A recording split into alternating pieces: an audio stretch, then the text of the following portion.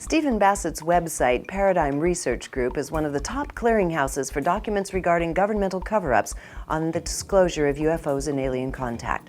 I caught up with Stephen after nearly 5 years to see how disclosure is progressing and the repercussions of a government run by secrecy. Every year after 2004, every year we have another country coming forward and starting to release its, quote, UFO files. Who are some of the recent ones since 2005? Well, you had France, the UK. UK, right. Canada. Canada. Mm-hmm. Denmark, Sweden, Uruguay, Brazil. Russia announced they might be releasing Navy files, declassifying their Navy files from underwater encounters. And then New Zealand, I think, early this year. It's about 11 all total. We expect some more soon. So that's a significant development. Yes, it is. That really gets underway just about the time we're doing our interview.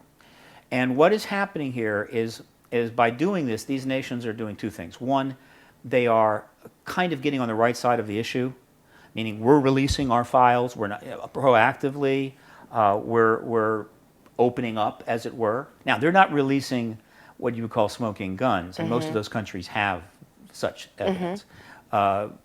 Typically would be in the form of gun camera footage from their chase planes and their defense Air Force systems, where they go up and they chase these things and they'll film them. That they don't release, but they're releasing files that clearly is stimulating the issue. They're being downloaded all over the world. Millions and millions of downloads of these files have taken place. So they're now accumulating in servers all over the world. And the other thing they're doing is sending a message to the United States. Look, we sort of had this understanding with you that goes back to the early 50s that we would wait for you to decide when it was safe to tell the world about the extraterrestrials. Well, we're getting impatient. The Cold War has been over, what, 9, 10, 12, 15 years? And you haven't done anything yet. And so this is a message they're sending, in my view. And other things are happening. There has been a very significant change in the amount of coverage of this issue in China. There's always been sightings in China, but suddenly they're being covered in the media there, and then that coverage is getting out into the English language press. And so China's in the news a lot about this, including this remarkable stretch of about 6 months where 8 airports had to close down because of sightings. Now, that's not common, right? Let's count the times that an airport in the United States has been closed down over a UFO event. Now, one effort is underway in China to sort of mitigate that by saying that the problem is that all these new Chinese billionaires are buying private jets, and they're so special because they're so rich. They just fly wherever they want to, and they're flying through restricted airspace. Well, it's possible, but you know, if I was a recently wealthy Chinese billionaire, I don't think I'd be flying my jet through restricted airspace and risk having my wonderful life terminated by a Chinese Air Force jet. So something is going on there.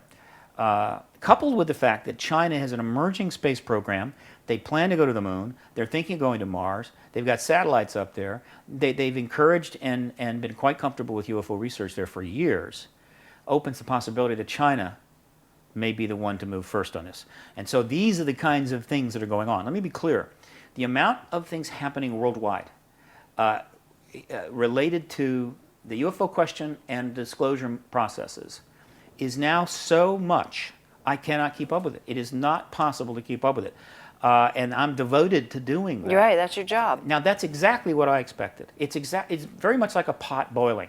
So you put it on, the temperature rises, right? But before it boils, you start seeing bubbles turning up, right? Here and there and whatever. And you're trying to follow them all, but you can't quite keep up with them. And then finally, it boils, where we're right at the boiling point. And you can see these bubbles arising all around in different places. This is exactly what I've expected. It's going to be very chaotic. It's chaotic in not a bad sense, with a great deal happening, lots of speculation, predictions, news stories happening very quickly, governments taking actions one after the other. This is what I anticipated happening prior to the disclosure event. Stephen shares some deep wisdom on this subject, making this a must-watch video. Go to consciousmedianetwork.com for the full interview.